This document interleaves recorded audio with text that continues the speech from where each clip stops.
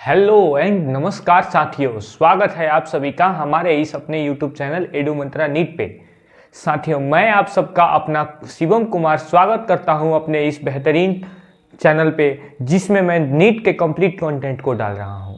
साथियों, आज मैं लेके आ गया हूं आप लोग के लिए एनिमल किंगडम का लेक्चर नंबर 6, जिसमें आज मैं आप सबको पढ़ाने जा रहा हूं बायोलॉजिकल क्लासिफिकेशन।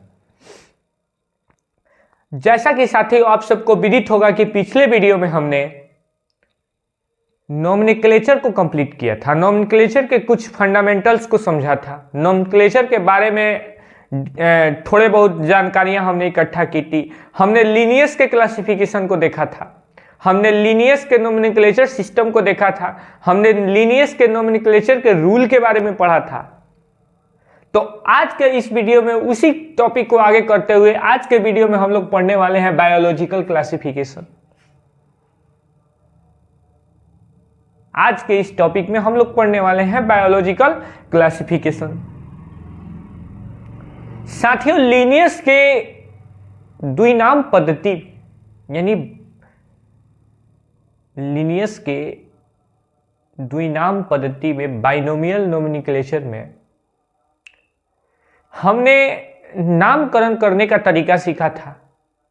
हमने ये भी जाना था कि आखिर साइंस लैटिन और ग्रीक को इतना प्रेफरेंस क्यों देता है। हमने ये भी जाना था कि आम का साइंटिफिक नेम मैंजीफेरा इंडिका होता है। तो ये मैंजीफेरा शब्द जो है वो किसको डिनोट करता है और इंडिका शब्द जो है वो किसे डिनोट करता है, हमने इसके बारे में डिटेल में देखा था। तो चलिए साथियों, आज के इस वीडियो में हम शुरू करते हैं कि 17 से 18 लाख स्पीशीज के बारे में स्टडी करना इतना हलवा बात तो है नहीं भाई साहब। 17 लाख से 18 लाख स्पीशीज इस धरती पे हैं, लेकिन सबको स्टडी करना हमारे बस की बात नहीं है। हम इन सबको कुछ क्लास, कुछ टेक्सा में, टेक्सोनॉमिक कैटेगरी में, कुछ टेक्सा में बांट देते हैं, और उस टेक्सा में पर्टिकुलर उस ऑर्गेनिज्म के टेक्सा को अगर हम पढ़ लेते हैं तो पूरे के पूरे ऑर्गेनिज्म के बारे में हमें पता लग जाता है।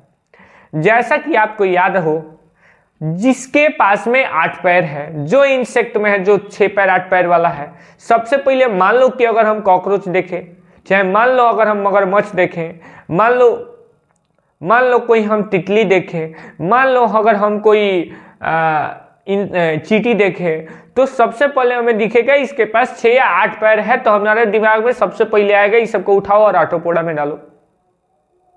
तो आखिर ऐसा क्या है कि हम इसको देखते ही आर्थ्रोपोडा का हमारे मन में ख्याल आने लग रहा है। मान लीजिए कि अगर हम बंदर देख रहे हैं, हम लंगूर देख रहे हैं, हम इंसान को देख रहे हैं, तो हमारे दिमाग में क्या ख्याल आता है, इसको होमोनिडी में डालो। क्या है ये होमोनिडी? मान लीजिए कि कोई आलू है, कोई टमाटर है, कोई बैगन है, ये सब अगर हम देख रहे हैं तो मेरे दिमाग में आता है कि इसको सोलेनेसी में डालिए। तो ये सोलेनेसी क्या है? तो आज के इस वीडियो में मैं कंप्लीट इसी के बारे में डिटेल में चर्चा करने वाला हूं कि आखिर ये क्या है। ये मैं बोलते ही कुछ एनिमल के नाम, कुछ प्लांट्स के नाम, कुछ इंसेक्ट के नाम रखते ही हमारे दिमाग में इनडायरेक्टली एक वर्ड बन रहा है, ये कहां से बन रहा है, इन सब के बारे में आज डिटेल में कवर करने वाले। साथ ही जो टैक्सोनॉमिक कैटेगरी है, जो कि 8 पार्ट में बटा हुआ है, उस 8 को सीक्वेंस में याद रखने का ट्रिक क्या होता है, मैं आज लास्ट में आप लोगों को एक ट्रिक भी देने वाला हूं। तो वीडियो में अंत तक हमारे साथ बने रहें। अगर चैनल पे नए हैं तो चैनल को सब्सक्राइब करें और बेल आइकन को दबा लें, ताकि आने वाले वीडियो का नोटिफिकेशन आप तक पहुंचता रहे। और हाँ, अगर आप लोगों ने इससे पहले के 5 वीडियोस नहीं देखे हैं तो कृपया करके हमारे प्लेलिस्ट में जाएं। अपने प्लेलिस्ट में मैंने ये सारे के सारे वीडियो मैंने चैनल के ऊपर डाल रखा है। इसको देखने के बाद ही इस वीडियो को देखें, ताकि क्लियरिटी आपको अच्छे तरह से होगी। अन्यथा सीक्वेंस तोड़ के अगर आप पढ़िएगा तो ना आप ही को मजा आएगा, ना हम ही को मजा आएगा। हमको भी पढ़ाने में मजा नहीं आएगा, आपको भी पढ़ने में मजा नहीं आएगा। तो चलिए साथियों, इसी खूबसूरत सी बात से स्टार्ट करते हैं आज के इस वीडियो को। तो सबसे पहले मैं समझते हैं हम लोग बायोलॉजिकल क्लासिफिकेशन। तो बायोलॉजिकल क्लासिफिकेशन क्या है, जैव वर्गीकरण क्या है? तो ये वास्तव में एक आर्ट है, एक कला है। और किस चीज की कला है? तो ऑर्गेनिज्म को उनके कैरेक्टर के बेसिस पे, जीव जंतु को उनके कैरेक्टर के बेसिस पे उनके साथ अलग अलग किंगडम में रखने की कला को हम क्या कहते हैं? बायोलॉजिकल क्लासिफिकेशन कहते हैं। ऑर्गेनिज्म को उनके कैरेक्टर के बेसिस पे उनको एक पर्टिकुलर ग्रुप में रखने की कला को हम क्या कहते हैं? बायोलॉजिकल क्लासिफिकेशन कहते हैं। अगला आता है कि इस बायोलॉजिकल क्लासिफिकेशन के कितने टाइप होते हैं। तो साथियों ये एनसीईआरटी में नहीं दिया हुआ है, लेकिन आप लोग को जानना जरूरी है, क्योंकि इसके जस्ट मैं सेकेंड चैप्टर जैसे पढ़ाऊंगा बायोलॉजी का, उसमें ये कंप्लीट दिया हुआ है।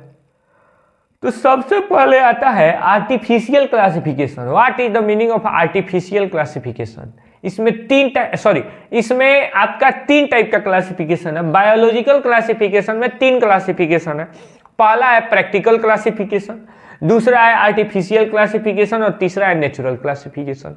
पहला है प्रैक्टिकल क्लासिफिकेशन, दूसरा है आर्टिफिशियल क्लासिफिकेशन और तीसरा है नेचुरल क्लासिफिकेशन। प्रैक्टिकल क्लासिफिकेशन क्या है? तो it is the based upon economical importance. It is based on economical importance. ये जो प्रैक्टिकल क्लासिफिकेशन जो किया गया था, इसमें बहुत सारे साइंटिस्ट शामिल थे, नाम एक्चुअली मुझे याद तो नहीं आ रहा, लेकिन इसमें बहुत सारे साइंटिस्ट शामिल थे। प्रैक्टिकल क्लासिफिकेशन किया गया था उस पार्टिकुलर प्लांट के इंपॉर्टेंस के बेसिस पे। इसका मतलब क्या है? तो जैसे मान लीजिए कि किसी प्लांट के सीड से हमें तेल ऑब्टेन हो रहा है, जैसे सरसों का जो फली है उससे हमें तेल मिल रहा है, सनफ्लावर का फली है उससे हमको तेल मिल रहा है, ग्राउंड मस्टर्ड कोकोनट से हमें तेल मिल रहा है, आपका कुछ बीन्स है उससे हमें तेल मिल रहा है। तो इन सब को हमने एक ग्रुप में रख दिया था। इन सारे को हमने तेल वाले प्लांट को एक ग्रुप में रख दिया था। अच्छा, कुछ प्लांट है जिनसे हमें मसाले मिल रहा है, जैसे टर्मेरिक हो गया, गिंगर हो गया, उसके बाद आपका कोरिएंडर हो गया, चिली हो गया। इन सबको हम एक ग्रुप में रख देते थे, स्पाइसेस देने वाले को। मेडिसिनल प्लांट चिंचोना हो गया, तुलसी हो गया, यानी बेसिल यानी तुलसी, या और भी बहुत सारे हैं, उनको हम मेडिकल कैटेगरी में रख देते थे। तो सारे के सारे के एक अलग कैटेगरी बना के हम रखते थे। तो वो हमारा प्रैक्टिकल क्लासिफिकेशन था, यानी कि प्लांट के इकोनॉमिकल का इंपॉर्टेंस के बेसिस पे अगर हम उस प्लांट को क्लासिफाइड करते हैं तो उसको हम बोलते हैं प्रैक्टिकल क्लासिफिकेशन, यानी उसके इकोनॉमिकल इंपॉर्टेंस के बेसिस पे हम क्लासिफिकेशन करते हैं।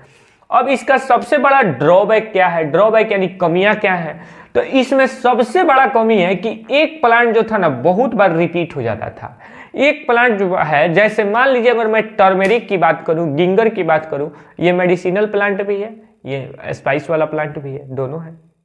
स्पाइस में भी गिंगर आता है और मेडिसिनल में भी गिंगर आता है।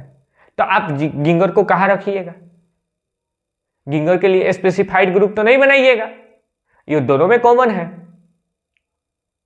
तो इस तरह के प्लांट को हम स्थान नहीं दे पाते थे, यानी एक बार दो जगह वो प्लांट आ जाता था। चलिए अगला है आर्टिफिशियल क्लासिफिकेशन। ये दिया गया था लिनियस के द्वारा, ये दिया गया था कैरोलस लिनियस के द्वारा। ये लिनियस के, और ये एक या दो प्लांट के एक या दो या किसी भी ऑर्गेनिज्म के एक या दो मॉर्फोलॉजिकल कैरेक्टर के बेसिस पे होता था। जिन साथियों को ये बात नहीं पता है कि मॉर्फोलॉजिकल क्या होता है और एनाटॉमिकल क्या होता है, तो डायरेक्ट समझ लो। अगर बॉडी के इंटरनल ऑर्गन के बेसिस पे अगर हम बात करते हैं तो उसको एनाटॉमी बोलते हैं, और बॉडी के बाहरी स्ट्रक्चर के बेसिस पे बात करते हैं तो उसको मॉर्फोलॉजिकल कैरेक्टर बोलते हैं। जैसे कि इसका फल पीला है तो उसका फल पीला है, इस दोनों को एक साथ रखो। इसका फल मेल है, उसका फल फूल मेल है, मेल है, इस दोनों को एक जगह रखो। तो ये था आर्टिफिशियल। लेकिन इसका भी ड्रॉबैक निकला। इसका ड्रॉबैक क्या निकला? हो सकता है यार कि एक टाइप के बहुत सारे प्लांट हो और सारे के सारे का ग्रुप अलग अलग हो, ये भी हो सकता है। तो ड्रॉबैक इनका ये था कि ये बहुत सारे, आप एक या दो मॉर्फोलॉजिकल कैरेक्टर के बेसिस पे आप क्लासिफिकेशन नहीं कर सकते हैं। अगला था नेचुरल क्लासिफिकेशन। ये क्या था? ये दिया गया था बेंथम और हुकर के द्वारा।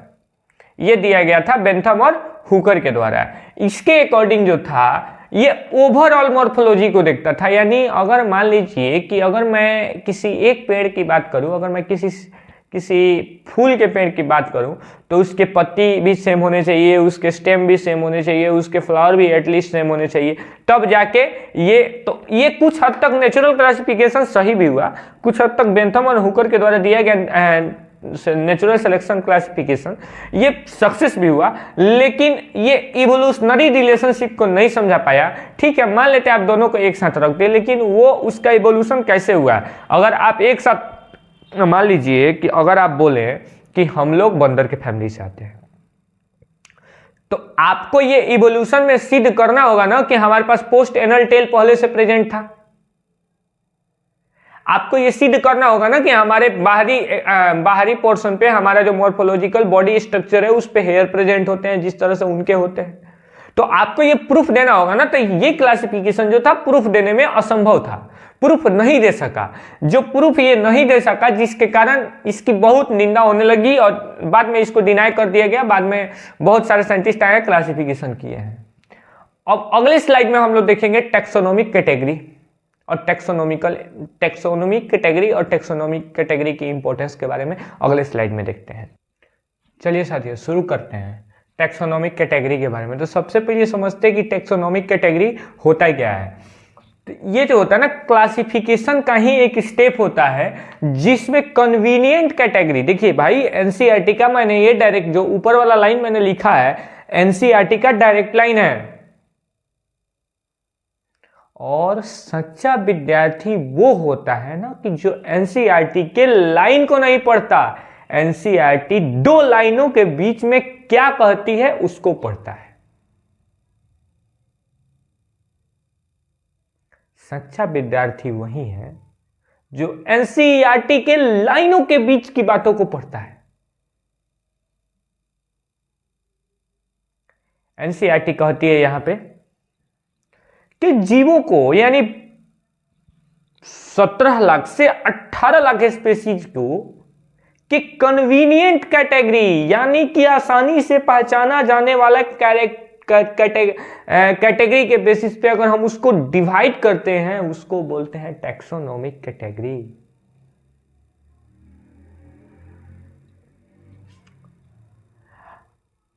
उस टैक्सोनॉमिक कैटेगरी के बेसिस पे, उस टैक्सोनॉमिक कैटेगरी के बेसिस पे ऊपर से लेके नीचे तक यानी सबसे छोटे लेवल से लेके उसके बड़े लेवल तक के क्लासिफिकेशन को किया जाता है। उस टोटल क्लासिफिकेशन को हम टोटल अरेंजमेंट को बोलते हैं टैक्सोनॉमिक हायरार्की। क्या बोलते हैं? Taxonomic hierarchy. अभी तक हमने समझा कि कन्वीनियंट कैटेगरी के आधार पे ऑर्गेनिज्म का क्लासिफिकेशन हम करते हैं उसे टैक्सोनॉमिक कैटेगरी बोलते हैं। दूसरा कि अगर ऑर्गेनिज्म के कंप्लीट टैक्सोनॉमिक कैटेगरी के आधार पर कंप्लीट डिवीजन करते हैं, उसको अलग अलग ग्रुप्स में बांटते हैं, तो उसके ऊपर से नीचे या नीचे से ऊपर तक के कंप्लीट सीक्वेंस को हम लोग टैक्सोनॉमिक हायरार्की कहते हैं। अब देखिए साइंस वाले ना अपना हर जगह दिमाग लगा देते हैं। अब देखिए ये कैटेगरी मैथ वाले अपना कैटेगरी लेके बैठ गए, कॉमर्स वाले अपना कैटेगरी लेके बैठ गए,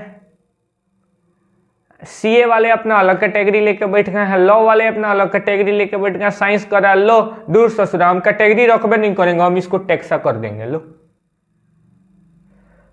तो कैरेक्टर्स के ग्रुप को, ऑर्गेनिज्म के कैरेक्टर्स के ग्रुप को हम लोग टैक्सा कहते हैं। और ये सिंगुलर में इसका होता है टैक्सॉन। टैक्सा ये प्लूरल वर्ड है, इसका सिंगुलर होता है टैक्सॉन। अब देखिए 7 मुख्य प्रकार के टैक्सोनॉमिक ग्रुप बने हुए हैं। Kingdom, phylum, class, order, family, genus, species. Kingdom, phylum या division, class, order, family, genus, species. Phylum दोस्तों यूज करते हैं प्लांट के लिए, डिवीजन यूज करते हैं एनिमल के लिए। अच्छा इसके सीक्वेंस क्या है? तो सबसे छोटा और सबसे बड़ा। अगर बड़ा से छोटा की तरफ जाना है तो हम ऐसे जाएंगे, अगर छोटा से बड़ा की तरफ जाना है तो हम ऐसे जाएंगे। सबसे बड़ा ऊपर में है, सबसे छोटा नीचे में है, यानी किंगडम सबसे बड़ा है। और स्पेसीज किंगडम जो है किसी भी ऑर्गेनिज्म का सबसे बड़ा क्लासिफिकेशन है, यानी किंगडम के अंदर बहुत सारे ऑर्गेनिज्म होंगे और स्पेसीज के अंदर एक पार्टिकुलर ग्रुप होगा एनिमल का। अब इसके ट्रिक पे आते हैं। अगर बात करें नीचे से ऊपर जाना है, आपको नीचे से ऊपर का ट्रिक याद करना है, तो एक पति अपने पत्नी से गुस्से में क्या कुछ कह रहा है, क्या कह रहा है, सुनो जी, फैमिली तुम्हारे ऑर्डर पर अलग क्लास में डिवाइड हो गया हमारा किंगडम। सुनो जी, फैमिली तुम्हारे ऑर्डर पर अलग क्लास में डिवाइड हो गया हमारा ये किंगडम। हमारा जो इतना बड़ा साम्राज्य था, एक तुम्हारे ऑर्डर पे, एक तुम्हारे आग लगाने से जो है पूरा का पूरा डिवाइड हो गया, पूरा का पूरा बिखर गया हमारा परिवार। लड़कियों का तो काम ही होता है यार आग लगाना, इसीलिए मैंने इस ट्रिक को बनाया है। अच्छा, किसी भैया जी को अगर ऊपर से नीचे की तरफ याद करना है, यानी बड़ा से छोटा को याद करना है, उनके लिए भी मैंने ट्रिक रखा है। Kohli play cricket on flat ground surface. Kohli भैया जो हैं हाल ही में बवाल मचाए हैं न्यूजीलैंड के खिलाफ। हम लोगों ने एक सदियों बाद एक जीत हासिल किया है न्यूजीलैंड के खिलाफ, तो हमारे टीम इंडिया को इसके लिए बहुत बहुत कॉन्ग्रेचुलेसन। उम्मीद है कि आप ऐसे ही आगे खेलते रहें, सेमीफाइनल नहीं हारे, डायरेक्ट जाके कृपया प्रभु आप फाइनल जिता दें। आजकल वरना तो आजकल के क्रिकेटरों को तो सट्टेबाजी का ऐड करने से फुर्सत ही नहीं है, तो क्या खेलेंगे। चलिए कोई नहीं, वो खेल की दुनिया की बात है, हम लोग अपने दुनिया पे आते हैं। तो कोहली भैया जो हैं क्रिकेट कहाँ खेल रहे हैं, फ्लैट ग्राउंड सरफेस पे खेल रहे हैं। तो Kohli play cricket on flat ground surface. Kohli से हो गया किंगडम, प्ले से हो गया फाइलम, सी से हो गया क्लास, ऑन से हो गया ऑर्डर, फ्लैट से हो गया फैमिली, ग्राउंड से हो गया जीनस और सरफेस से हो गया species. Kohli play cricket on flat ground surface. तो दो को हो गया। अगर छोटा से बड़ा याद करना है तो सुनो जी, फैमिली तुम्हारे ऑर्डर पर अलग क्लास में डिवाइड हो गया हमारा किंगडम। और अगर बड़ा से याद करना है तो Kohli play cricket on a flat ground surface. ये रहा कंप्लीट टैक्सोनॉमिक कैटेगरी। अब अगले वीडियो में, ये वीडियो थोड़ा सा छोटा है, अगले वीडियो में जो हम लोग ये बारी बारी से सबके बारे में हम लोग पढ़ेंगे और इसको पढ़ते हुए इस चैप्टर को हम लोग एंड करेंगे। उसके बाद इसका PYQ सेशन भी हम लोग करेंगे, ठीक है। इसका PYQ सेशन भी मैं लेके आऊंगा, PYQ भी करेंगे इसका नीट का। और उसके बाद इस चैप्टर को टाटा बाय बाय बोलेंगे और अगले चैप्टर की शुरुआत करेंगे। तब तक के लिए साथियों, उम्मीद करता हूं कि आप लोग अच्छे से पढ़ें, क्योंकि अल्टीमेट आप लोग का एम होना चाहिए पढ़ने का। दुनिया आपको गिराएगी, दुनिया आपको दबाएगी यार, लेकिन तुम्हें दबना नहीं है। तुम्हें कोई गिरा रहा है, एक ही जवाब दो, मैं गिरूंगा, मैं गिरूंगा, मैं बिखरूंगा, मैं बर्बाद होऊंगा, लेकिन वक्त आने दे मेरे यार, एक दिन मैं ही निखरूंगा। वक्त आने दे मेरे यार, एक दिन मैं ही निखरूंगा। अगर तुमसे कोई बोले, तुम्हें गिराने की कोशिश करे, तो ये बातों से चिपका दो। और वो कहते हैं ना कि मेहनत इतने खामोशी से करो कि तुम्हारी सफलता शोर मचा दे। साइलेंट किलर बनो यार, साइलेंट किलर। अरे रिजल्ट आए ना तो पड़ोसी बोले कि भाई ये कैसे कर लिया यार, बिलीव नहीं होता, ये कैसे कर लिया। इस तरह से मेहनत कीजिए। तो आज का ये कंप्लीट वीडियो रहा। आज मेरी भी स्वास्थ्य कुछ ठीक नहीं है, इसी कारण आज मैं थोड़ा सा छोटा सेशन ले रहा हूँ। और उम्मीद करता हूँ कि ये वीडियो में जितने भी चीज़ें मैंने बताया, वो सारी चीज़ें आपको समझ आई होगी। अगर आपको ये बातें समझ में आई होगी तो बहुत बहुत धन्यवाद। आप लोग वीडियो को लाइक करें। और अगर आपको ये बात समझ में नहीं आई होगी तो प्लीज़ आप लोग अपना डाउट जो है कमेंट में मेंशन कर दें। मैं कोशिश करूँगा कि आपके डाउट का बहुत हद तक संभव जवाब दे पाऊँ। और तब तक के लिए पढ़ते रहिए, क्वेश्चन प्रैक्टिस करते रहिए, PYQ लगाते रहिए, NCERT को पढ़ते रहिए, नोट्स को फॉलो करते रहिए। तब तक के लिए नमस्कार, जय हिंद।